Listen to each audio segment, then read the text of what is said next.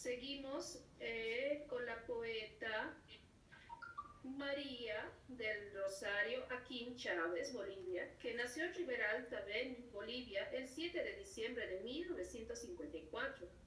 Comunicadora social, poeta, ensayista y docente universitaria, licenciada en Ciencias de la Comunicación de la Universidad Católica Boliviana.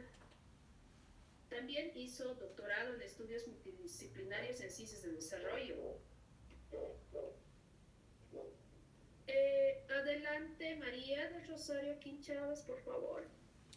Bueno, muchísimas gracias. Es un placer estar nuevamente con ustedes compartiendo este espacio que es un tributo, un homenaje al adulto mayor en este día tan importante en que se reivindican algunos de sus derechos. Quiero felicitar también a Roberto por sus 30 años de trabajo incesante y de labor literaria y gestión cultural, por motivar estos espacios para que podamos reunirnos normalmente y de manera fluida para poder compartir nuestros escritos y para poder, bueno, regocijarnos en la literatura y en las letras, que es la pasión que nos convoca a todos nosotros. Voy a compartir con ustedes un cuento de mi último libro, Tras las huellas de la Paraba, que es mi primer libro de cuentos. Este cuentito se llama Los abuelos. ¿Sabes, hijita? Cuando yo tenía tu edad, me asustaban las tormentas como esta. Corría bajo la cama a guarecerme, me cubría con una frazada la cabeza y me quedaba allí hasta que pasaba. Las tormentas me recuerdan a mi abuelo Ernesto, llegando borracho a la casa y gritando improperios contra la abuela.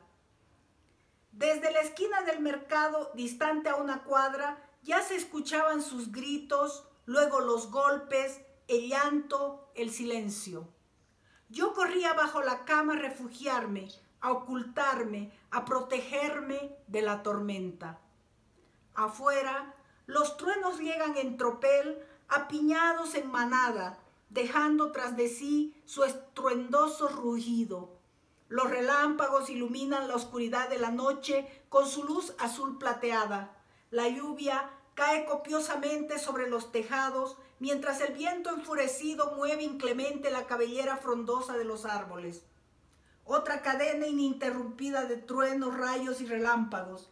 Y luego más lluvia, lluvia como baldadas de agua derramada incesante. En el cuarto del dormitorio de la casona, escasamente iluminado por la lumbre de las velas, encendidas en ausencia de la electricidad cortada por los rayos, apenas se puede reconocer la silueta de una mujer y la de una niña. Son Matilde y su madre, que se han quedado solas, únicos testigos de la bulliciosa tormenta. Ambas están recostadas bajo las frazadas de la cama, que mira de frente a un gran ventanal por donde se puede apreciar el esqueleto negro de los eucaliptos y pinos, azotados por el viento helado, como si se tratara de una frenética danza entre fantasmas. Tu bisabuelo murió de cáncer en el pulmón. Dicen que fue por el cigarro y el exceso de alcohol. Le decían el turco, porque él y su familia llegaron en barco, huyendo de la guerra desde tierras lejanas. ¿Un problema ahí con tu micrófono? Trajeron los caballos árabes, los pelcherones y los toros de raza cebú que hoy se han reproducido en las sabanas del Beni. Allí, donde está ahora la plaza principal del pueblo, antes había un enorme potrero donde se reunían los hombres a beber, a charlar y a negociar, tanto las mercancías como la vida en sociedad. Ahora es el club social y tu bisabuelo figura como uno de sus fundadores.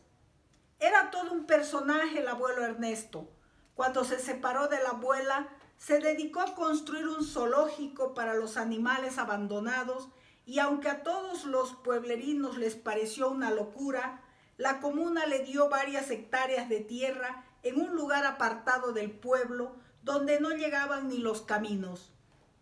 Allí se fue a vivir, construyó su tapera y poco a poco fue armando el hábitat de cada uno de los animales.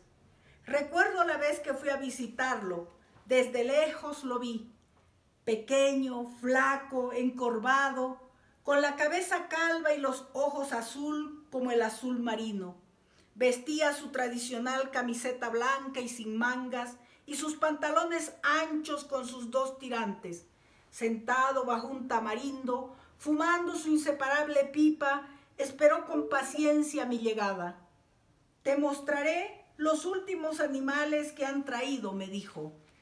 Y luego, caminando lentamente como si le pesaran los años, me fue contando la historia de los leoncillos, los tigres, los jochis y las urinas, los loros y las parabas que había recuperado, en qué condiciones llegaron, de dónde vinieron, cómo se habían adaptado y cómo después de algún tiempo los devolvería a su hogar. Un racimo de truenos cayó con todo su peso sobre los viejos tejados y su ruido ensordecedor interrumpió el monólogo. Matilde dio un salto de susto y se abrazó fuertemente al cuerpo de su madre. Colocó su cabeza sobre su regazo y con los ojos redondos y grandes como una lechuza curiosa, se dispuso nuevamente a continuar su escucha. Su madre la cubrió con las cobijas en un gesto de protección y reanudó su relato. Pero el abuelo Ernesto era tan diferente y a la vez tan parecido a mi padre, a tu abuelo Guillermo. Ambos compartían su gusto por el campo, por los animales, por la naturaleza, por la soledad inconmensurable de la selva o por su incesante y eterna algarabía. Como decía la abuela Elsa, ambos eran unos antisociales. No les gustaba compartir la vida cotidiana con la gente ni estar en sociedad. Tu abuelo Guillermo tenía que ser militar. Lo tenía todo, decía la abuela. Blanco, alto, delgado, buen mozo, de ojos claros, verde amarillos como las pampas, con el cuerpo bien formado por el trabajo y de familia decente. Tenía todos los atributos que en ese tiempo exigía el ejército.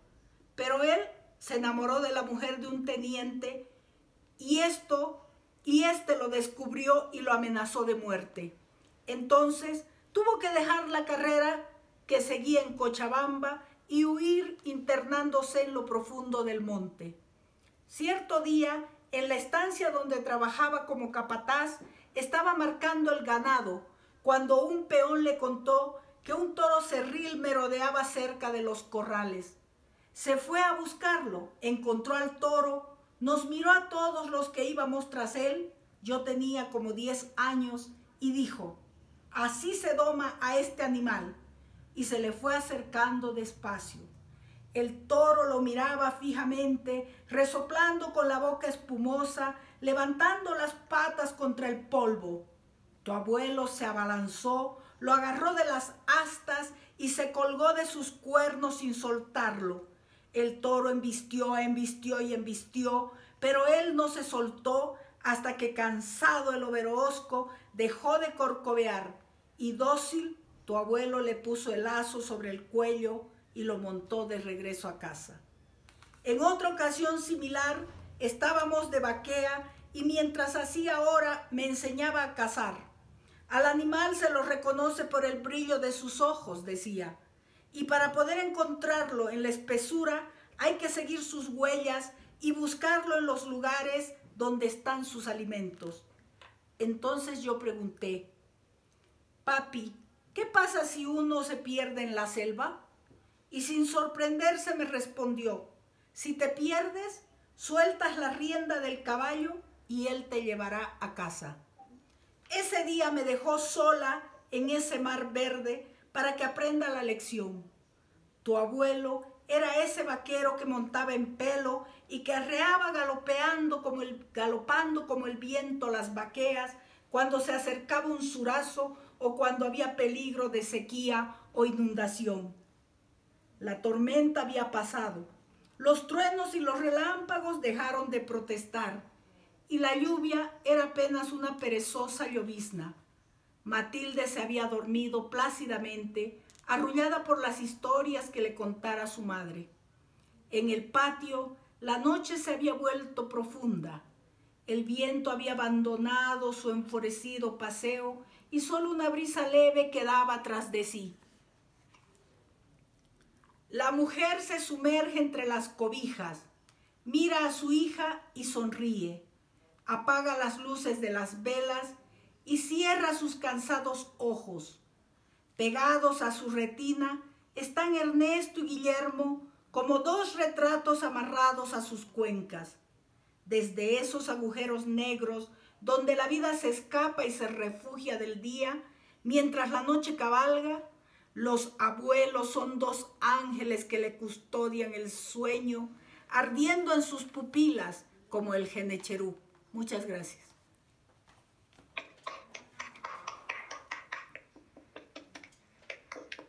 Muy lindo.